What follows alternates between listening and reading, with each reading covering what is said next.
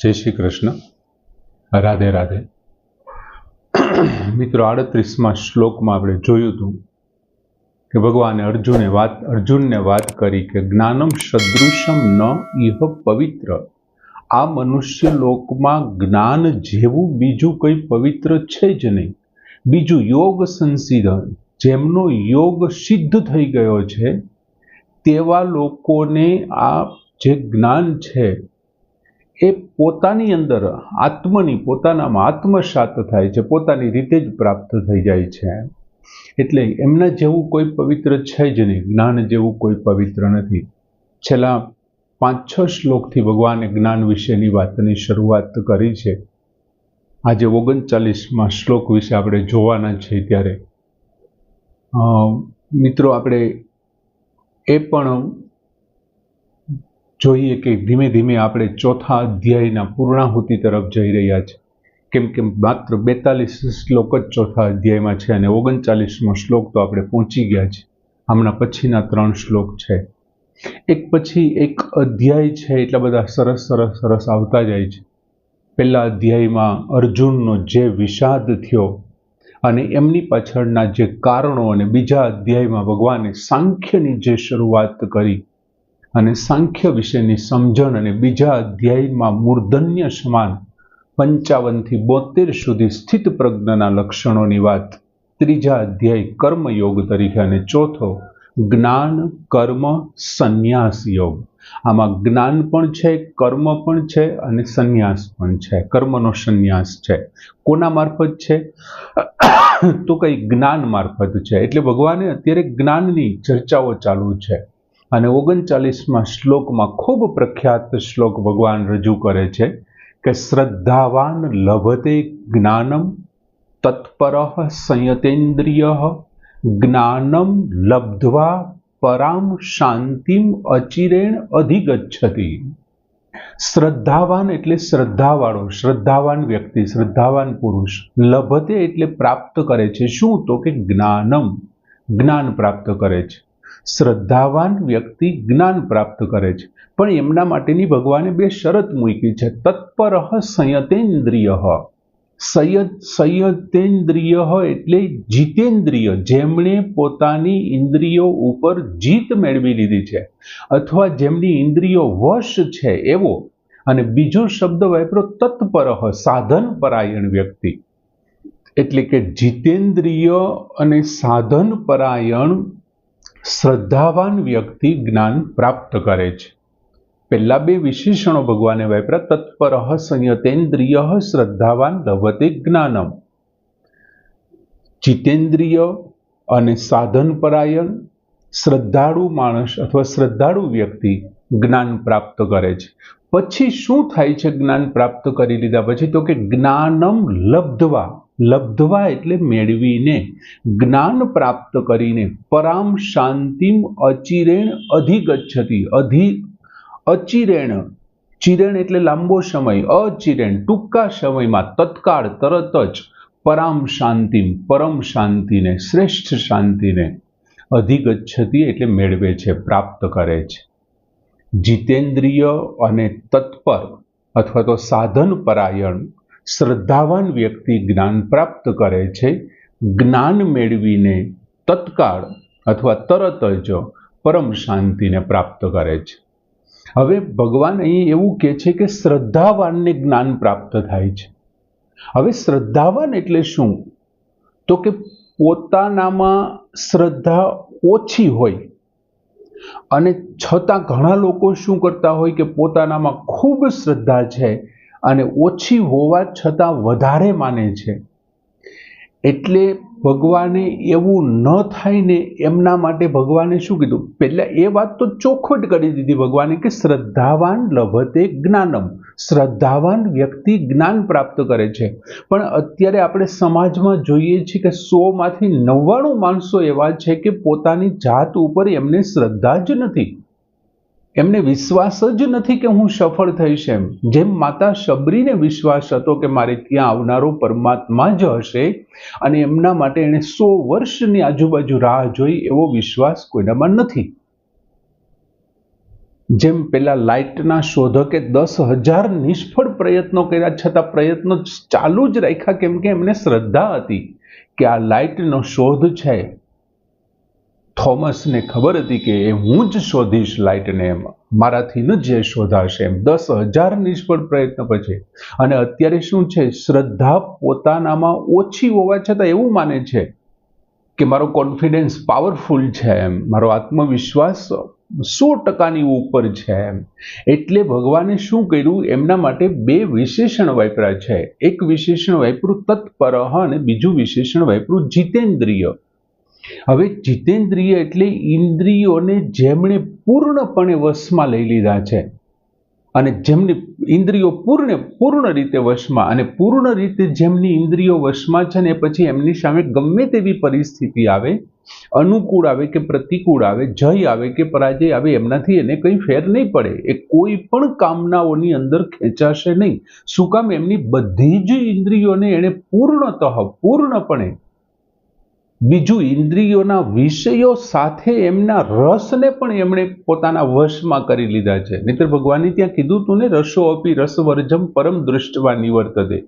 આ તો હજી શાંતિ પ્રાપ્ત કર્યા પહેલાની વાત છે. ત્યાં તો પરમને પ્રાપ્ત જોઈ લીધા પછી રસ અપી રસવર્જમ એવો શબ્દ વાપર્યો હતો બીજા અધ્યાયમાં. અહીંયા ભગવાન એમ કહે છે કે શ્રદ્ધાવાન વ્યક્તિ એટલે એક તો એને પૂર્ણપણે પોતાની ઇન્દ્રિયો જેના વશમાં છે, કોઈ પણ કામનાઓ, કોઈ પણ લાલચ, કોઈ પણ લોભથી એ ખેંચાયા વિના પોતાની બધી ઇન્દ્રિયોને જે વશમાં રાખે છે, સંયતેન્દ્રિય કાબુમાં રાખે છે. અને જેમની ઇન્દ્રિયો કાબુમાં છે ને, એ માણસ સાધનમાં તત્પર જ હશે, એમની વૃત્તિઓ ભટકશે નહીં. એમણે જે પણ સાધન પસંદ કર્યું છે, પરમ પ્રાપ્તિ સુધીનું કર્મ હોય, ભક્તિ હોય, જ્ઞાન હોય, એ હંમેશા પોતાના સાધનમાં તત્પર જ રહેવાનો, કેમ કે એમની ઇન્દ્રિયોને એમણે સંપૂર્ણ કાબુમાં લઈ લીધી છે. એટલે ભગવાન કહે છે શ્રદ્ધાવાન લભતે જ્ઞાનમ. હવે ભગવાને કીધું શ્રદ્ધાવાન વ્યક્તિ, પહેલી બે શરત બરોબર છે. એક તો તારી ઇન્દ્રિયો છે સંપૂર્ણપણે તારા કાબુમાં હોવી જોઈએ.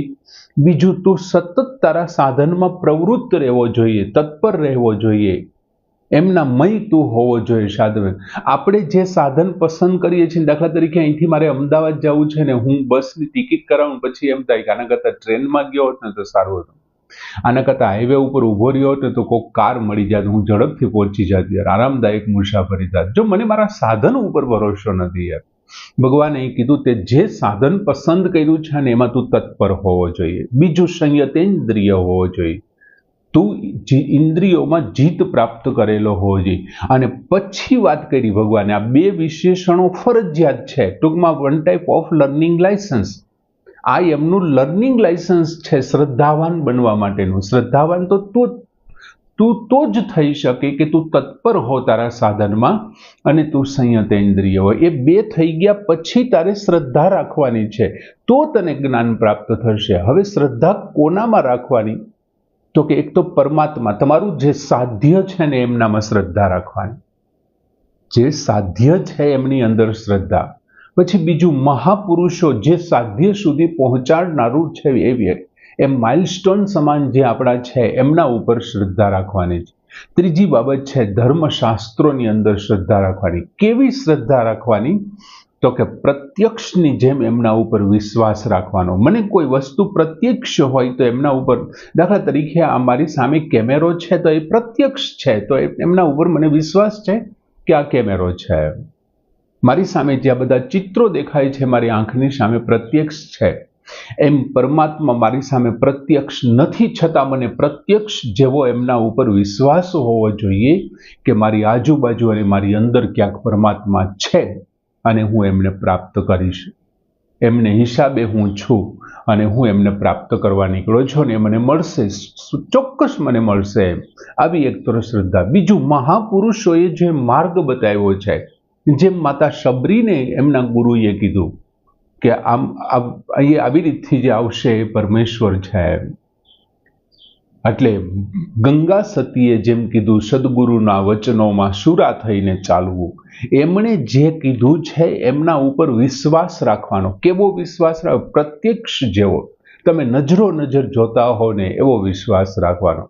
બીજું ધર્મ ઉપર વિશ્વાસ રાખવાનો, અને શાસ્ત્રો ઉપર, શાસ્ત્રોમાં કીધું છે પરમાત્મા આવી રીતે પ્રાપ્ત થાય છે અને હું એ પ્રમાણે કરું છું, એટલા માટે એમના ઉપર સંપૂર્ણ વિશ્વાસ.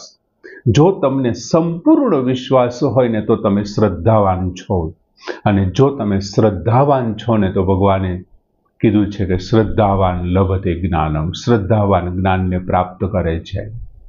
હવે પરમાત્માના જ્યાં સુધી પરમાત્માના અનુભવ સુધી તમને પ્રત્યક્ષ જેવો વિશ્વાસ હોવો જોઈએ. શું કામે એવું થાય છે? કેમ કે પરમાત્માને પ્રાપ્ત કરવા માટે ક્યારેય પણ સ્થળ કે કાળનું અંતર હોતું જ નથી. પરમાત્મામાં સ્થળ કે કાળનું અંતર પણ એ માની લીધેલું અંતર છે. બીજું, મારે સ્નાન કરવું છે તો મારે નદી સુધી કે બાથરૂમ સુધી જવું પડશે. મારે જમવું છે તો રસોડા સુધી જવું જશે, કેમ કે રસોઈ માટેનું એ સ્થાન છે. મારે સૂર્યાસ્ત જોવો છે તો મારે સાંજ સુધી રાહ જોવી પડશે, કેમ કે અત્યારે બપોર છે તો સાંજ પહેલા હું સૂર્યાસ્તને નહીં જોઈ શકું એમ. તો અહીંયા શું કે છે? પરમાત્માને પ્રાપ્ત કરવા માટે સ્થળ કે કાળનું કોઈ અંતર જ નથી. શું કામ? તો કે ચચરાચર સૃષ્ટિની અંદર પરમાત્મા રહેલો છે. કોઈ એવું સ્થળ નથી કે જ્યાં પરમાત્મા નથી. એટલે સ્થળની તો પ્રશ્ન જ નીકળી ગયો કે પરમાત્માને પ્રાપ્ત કરવા મારે હરિદ્વાર જ જવું પડે, પરમાત્માને પ્રાપ્ત કરવા મારે ઋષિકેશ, કાશી, બદ્રીનાથ, કેદારનાથ જ જવું પડે. નહીં, કુદરત બધે જ છે, પરમાત્મા બધી જ જગ્યાએ રહેલો છે. બીજું, કોઈ કાળની વાત નથી. એવું નથી કે પરમાત્મા મને સવારે જ મળશે, સાંજે, કેમ કે સમગ્ર સૃષ્ટિનું જે સંચાલન થઈ રહ્યું છે ને એ એમની અનુભૂતિથી થઈ રહ્યું છે, એમના કારણે, એમના વિચારોથી કે એમના વિમર્શથી થઈ રહ્યું છે. એટલે દરેક ક્ષણે આ સૃષ્ટિ સંચરી રહી છે. એનો અર્થ એવો કે પ્રત્યેક ક્ષણે પરમાત્માની હાજરી છે. એટલા માટે પરમાત્માને પ્રાપ્ત કરવા માટે સ્થળ કે અંતરની કોઈ જરૂર નથી. માની લીધેલા અંતરને કારણે આપણને પરમાત્મા પોતાનાથી દૂર દેખાય છે, અને પરમાત્મા દરેક જગ્યાએ છે, દરેક સ્થળે, દરેક કાળે છે. આવી જો શ્રદ્ધા આવી જશે ને તો એનાથી ભગવાન કહે છે શ્રદ્ધાવાન લભતી જ્ઞાનમ, શ્રદ્ધાવાન વ્યક્તિ જ્ઞાન પ્રાપ્ત કરે છે. બીજું મિત્રો, સંસાર, આપણને ખબર છે કે સંસાર પ્રતિક્ષણ બદલતો રહ્યો છે, સતત બદલી રહ્યો છે. સંસારની વ્યાખ્યા પણ આપણે બીજા અધ્યાયમાં એ જ પ્રમાણે આપી હતી કે સંસરતી ઇતિ સંસાર, જે સતત પરિવર્તનશીલ છે ને તે સંસાર છે. હવે જો સંસાર સતત બદલી રહ્યો હોય ને તો એનો મતલબ એવો છે કે એ સંસારની સ્વતંત્ર સત્તા નથી, એ કોઈ બીજાને કારણે છે. ને તો સ્વતંત્ર સત્તા કોની છે? અને એ પરમાત્માની સ્વતંત્ર સત્તા છે, અને સંસાર એમને હિસાબે કાર્યરત છે. આવું જ્યારે જ્ઞાન પ્રાપ્ત થઈ જાય છે, અને આવું જ્યારે જ્ઞાન પ્રાપ્ત થઈ જાય છે ને ત્યારે શું થાય છે? તો કે ઇન્દ્રિયો પર સંયમ થઈ જાય છે, અને એ સાધનમાં તત્પર બની જાય છે. જ્યારે જ્યારે જ્ઞાન આપણું વધવા માંડે છે એમ મેળે મેળે ઇન્દ્રિયો ઉપર સંયમ આવી જશે, અને આપણે સાધનમાં તત્પર બની જશું. અને જો સાધનમાં તત્પર નહીં બનીએ, શ્રદ્ધા નહીં આવે, તો શ્રદ્ધામાં ક્યાંક ઉણપ રહી જશે, ક્યાંક ખામી રહી જશે. અને જો શ્રદ્ધામાં ખામી રહી જશે ને તો ભગવાને ના પાડી છે, ભગવાને સ્પષ્ટ કહી દીધું છે કે શ્રદ્ધાવાન લભતે જ્ઞાનમ. કોઈ વિદ્યાર્થીને પોતાના શિક્ષક ઉપર શ્રદ્ધા ન હોય કે આ ભણાવે છે એ સાચું જ છે, જો સેજ પણ એમને શંકા જાય કે ના આ સ્ટેપ આમ ન આવે, આમ થવું જોઈએ, તો એ વિદ્યાર્થીમાં એ જ્ઞાન નહીં આવે, અવતરિત નહીં થાય. એ શંકાને કારણે એ જ્ઞાનને પ્રાપ્ત નહીં કરી શકે. શ્રદ્ધા હોય એ જ વ્યક્તિ જ્ઞાન પ્રાપ્ત કરી શકે. બીજું, ભગવાને જ્ઞાનની બાબતમાં 34મા શ્લોકમાં વાત કરી હતી કે 34મા શ્લોકમાં જ્ઞાન માટે ભગવાને 3 સાધન આપ્યા હતા: પ્રણિપાતેન, પરિપ્રશ્નેન, સેવિયા. પ્રણિપાતેન એટલે તારે ગુરુ પાસે જઈ અને ત્યાં વિનમ્ર ભાવે સૌથી પહેલા સમિદ્ધ પાણી થઈને જવાનું, અને ત્યાં સાષ્ટાંગ પ્રણામ કરવાની વાત છે. પછી ગુરુ પાસે જઈ અને પ્રણામ કર્યા પછી તારે શું કરવાનું છે? સેવિયા, ગુરુની વિવિધ પ્રકારે સેવા કરવાની છે. અને સેવા કર્યા પછી પરિપ્રશ્નેન, તને ઉત્પન્ન થયેલા, તને જાગેલા વિવિધ પ્રકારના પ્રશ્નો છે, એ પ્રશ્નોને તારે ગુરુને પૂછવાના છે. ગુરુની પરીક્ષા કરવા માટે નહીં, તારી મહત્તા બતાવવા માટે નહીં, પણ તારા અજ્ઞાનને દૂર કરવા માટે. પરિપ્રશ્નેન. અને જો આમ થશે તો ગુરુ શું કરશે? ગુરુ જ્ઞાનમ ઉપદેક્ષ્યતિ, એવો શબ્દ વાપર્યો, ગુરુ જ્ઞાનમ ઉપદેક્ષ્યંતિ, તો તને ગુરુ જ્ઞાન આપશે.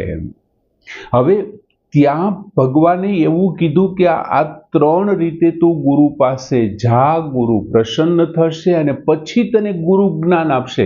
ત્યાં ભગવાને 3 સાધન બતાવ્યા, અહીંયા માત્ર એક સાધન આપ્યું ભગવાને. કયું સાધન આપ્યું? શ્રદ્ધાવાન લભતે જ્ઞાનમ. જો ત્યાં 3 એની સિસ્ટમ બતાવી, પ્રણિપાતેન, પરિપ્રશ્નેન, સેવ્યા. અહીંયા માત્ર એક, શ્રદ્ધાવાન લભતે જ્ઞાનમ. હવે ત્યાં જ્ઞાન એવું કીધું કે ત્વમ જ્ઞાનમ ઉપદેક્ષ્યંતિ, ગુરુ જ્ઞાનમ ઉપદેક્ષ્યસી, ગુરુ તને જ્ઞાન આપશે. હવે જો ગુરુ તને જ્ઞાન આપશે એનો અર્થ એવો નથી કે તને જ્ઞાન મળી જ જશે. સમજાય છે તમને? તને ગુરુ જ્ઞાન આપશે, મળવું ન મળવું, તારામાં આત્મસાત થવું, હું તમને સમજાવું છું, તમે સમજી જ જશો એવી કઈ ખાતરી છે? તમે એ જ્ઞાનને આત્મસાત જ કરી લેશો એવી કઈ ખાતરી છે? ત્યાં તું આવું કરીશ તો તને ગુરુ જ્ઞાનમ ઉપદેક્ષ્યંતિ, એ વાત સાચી છે. ત્યાં મળશે જ એવી સોલિડ કોઈ બાંહેધરી નથી આપી ભગવાને. અને અહીં ભગવાને બાંહેધરી માટે એક શબ્દ આપ્યો, શ્રદ્ધાવાન લભતે. લભતે એટલે મેળવે છે. શ્રદ્ધાવાન છો તો તું મેળવેશ જ, તને મળશે જ. લભતે શબ્દ વાપર્યો છે, નિશ્ચિત છે. ત્યાં નિશ્ચિત નથી, ત્યાં અનિશ્ચિત છે, તને આપશે. બીજું 34મા શ્લોકમાં જે સાધન છે તે બહિરંગ સાધન છે. 3 બહારની વસ્તુ છે. સાષ્ટાંગ પ્રણામ કરવા એ પણ બહાર છે, પછી સેવા કરવી એ પણ બહિરંગ છે, અને પરિપ્રશ્ન એ પણ બહિરંગ છે. અને જ્યાં બહિરંગ હોય ને ત્યાં કપટ થવાની કદાચ બનવા જોગ છે, કપટ થઈ શકે. તમે ખોટા કોક ગુરુ સાથે બનાવટ કરીને તમે એને સાષ્ટાંગ પ્રણામ કરો, સેવાથી પ્રસન્ન કરી લ્યો, વિવિધ પ્રકારના પ્રશ્નોથી તમે પ્રસન્ન કરી લ્યો, એવું બનવા જોગ છે. જ્યાં બહિરંગ છે ત્યાં છેતરાવાનું હોઈ શકે. દાખલા તરીકે કર્ણનો વિચાર કરો. ભલે એમનો ઉદ્દેશ સારો હતો જ્ઞાન પ્રાપ્ત કરવાનો, પણ કર્ણે ગુરુને છેતરાતા કે હું ક્ષત્રિય નથી, હું બ્રાહ્મણ છું, અને બ્રાહ્મણ તરીકે રહી અને કર્ણે ત્યાં સેવા પ્રાપ્ત કરી, સેવા આપી, અને એટલા બધા રાજી થયા કે એનો પ્રિય શિષ્ય બન્યો પરશુરામનો. એ સેવી આ કપટ હોઈ શકે. અને અહીંયા જે સાધન છે ને એ અંતરંગ સાધન છે, શ્રદ્ધા અંદર ઉત્પન્ન થાય છે, અને એટલા માટે અહીં કપટ નથી. જ્ઞાન પ્રાપ્તિમાં શ્રદ્ધા અને જ્ઞાનથી પછી જે પરમાત્માની પ્રાપ્તિ થાય છે ને, ત્યાં પછી કોઈ બીજા વિચાર જ ન ચાલે. બીજા અધ્યાય વખતે આપણે જોયું હતું નિશ્ચયાત્મિકા બુદ્ધિ, અને ત્યાં બહુરંગા બહુરૂપા અનેક પ્રકારની બુદ્ધિ હતી. અહીં નિશ્ચયાત્મક બુદ્ધિ હોય તો તમે પરમાત્માને પ્રાપ્ત કરી શકો, એ જ્ઞાન તમને પ્રાપ્ત કરી શકો. અહીંયા સ્પષ્ટ કીધું, પરામ શાંતિમ અચિરેણ અધિગચ્છતિ. અચિરેણ શબ્દ વાપરો. જેવું તમને જ્ઞાન પ્રાપ્ત થઈ જાય ને તરત જ તત્કાળ, પછી કોઈ રાહ નથી જોવાની કે હવે તમને જ્ઞાન પ્રાપ્ત થઈ ગયું, અમે ચેક કરીએ આ તે નહીં. તમને જ્ઞાન મળી ગયું પરમાત્માનું, અને અચિરેણ તરત જ તત્કાળ ટૂંક સમયમાં શું થશે? પરામ શાંતિમ અધિગચ્છતિ. શ્રદ્ધાવાન પુરુષ છે તે પરમ શાંતિને પ્રાપ્ત કરે છે. હવે પરમ શાંતિ એટલે શું? ફરી પાછું, પરમ એટલે લાંબા સમય સુધીની, ફરી પાછું તમારે અશાંતિ તમારામાં આવે જ નહીં તેને. હવે તો એ કોને પ્રાપ્ત કરતો હશે? તો એનો અર્થ એવો કે એનો આત્મા છે ને એ પરમાત્મામાં ભળી જતો હશે, તો જ પરમ શાંતિ કહેવાય ને. એટલે પરમાત્મા છે એ પરમ શાંતિનો એક દ્વાર, પરમ શાંતિ પરમાત્મા છે. અને પ્રાણી માત્રમાં એ સ્વતઃ સિદ્ધ છે. દરેક પ્રાણીની અંદર પરમ શાંતિ એટલે કે પરમાત્મા રહેલો છે, અને એ આત્મા અંદર રહેલા પરમાત્માને જેવું જ્ઞાન પ્રાપ્ત થાય છે કે આ સંસાર છે અને આ હું છું, આ સંસાર મારો નથી, સંસારથી હું અલગ છું, એવું જ્યારે જ્ઞાન પ્રાપ્ત થાય છે ને ત્યારે અંદર બેઠેલો માહિલો છે, આત્મા છે, પરમાત્માને પ્રાપ્ત કરી લે છે. જેવું જ્ઞાન પ્રાપ્ત થાય ને એવું તરત પ્રાપ્ત કરી લે. એટલે ભગવાને લખ્યું અચિરેણ અધિગચ્છતિ પરામ શાંતિ, મેં પરમ શાંતિને, અને સ્વતઃ સિદ્ધ છે, તમારી અંદર પોતાની અંદર છે. એમને દેશ અને કાળ સાથેનો કોઈ અંતર છે જ નહીં. આ પ્રાપ્ત તથા સંસાર સાથેના એના બધા જ સંબંધ છૂટી જાય છે અને પરમ શાંતિમાં એ લીન થઈ જાય છે, પોતાની જાતને વિલન કરી. ત્યાં સર્વ કર્માણી, એના બધા જ કર્મો છે એ વિલિપ્યતે, લોપ થઈ જાય છે. બહુ સરસ મજાનો શ્લોક. આ શ્લોક ખૂબ પ્રખ્યાત થયો છે. ચોથા અધ્યાય આખો બહુ પ્રખ્યાત થયો. ચોથા અધ્યાયના 7મા શ્લોકથી ચાલુ કરીએ. યદા યદા હિ ધર્મસ્ય ગ્લાનિર્ભવતુ. બધા બહુ સારા શ્લોક આ અધ્યાયની અંદર આપણે જોયા. અને આ 39મો શ્લોક, શ્રદ્ધાવાન લભતે જ્ઞાનમ તત્પરઃ સંયતેન્દ્રિય જ્ઞાનમ લબ્ધવા પરામ શાંતિમ અચિરેણ અધિગચ્છતિ, એ પૂર્ણ કરીએ. જય શ્રી